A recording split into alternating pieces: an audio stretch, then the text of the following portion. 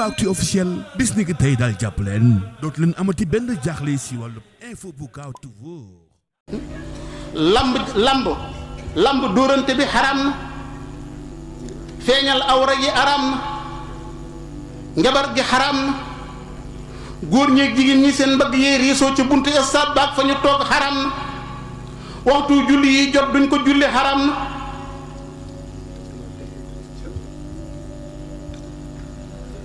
gis nga yii nii yii yëpp fi ñu toll nii yii ma tudd feeg génn ci lamb ji du dagan feeg génn ci lamb ji du dagan te lépp loo xam ne jëf ja daganul la cay génnee daganul jëpp jëf ju lislaam daganulul lañ la cay fay daganul sallallahu alayhi wa sallam romb na benn waay bu ñuy wax Muammar mu feejal tuuti ci poojam mu ne ko xutta faxis ak yaa Muammar fa innal faxisa awra yow Muammar muural sa pooj bi pooj awra la du sëñ Tuubaa wax ne lu mu la wax ci Nahju Xadal Haaji waxsar min al kashfi anil batni kasa maa bayna surratin wa rukbatin lisa loolu sëñ Tuubaa wax ci Nahju Xadal Haaji na nga moytu bu baax diggante jumbox ak wóom bu fi dara feeñ nit ko am bañu ru sëñ bi jumbox ak wóomam du feeñ ah sëñ bi sa soxna ak sa doom toog di xool ci télé ñu ne maan la xoolal sa bàyyee bëreeg diw sa bàyyi dem ñeedaawu ay morsa awraam yëpp nekk ci bitti ñu ne ko tell mu ne këpp ngay jàkkaarloog sa bàyyi ñuy def loolu say doom ak say sëñ bi loolu ku am kersa sax dara jaru ko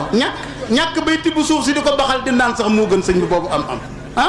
dafa am yoo xam ne nit ku summi ku kersa summi ku mbañum rus ku bëgg xam ne dara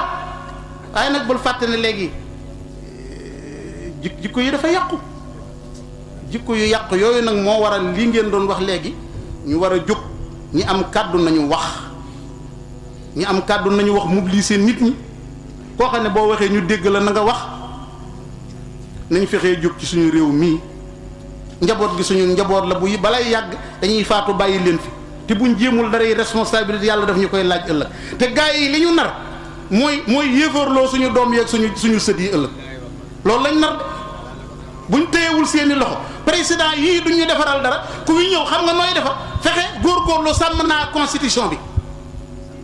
déggu leen président boo xam ne dañ ko doon taggee gardien de la constitution mu taxaw di tiitaru nan ko wax nga dëgg de c'est moi le gardien de la constitution ma ne ko garde nga musiba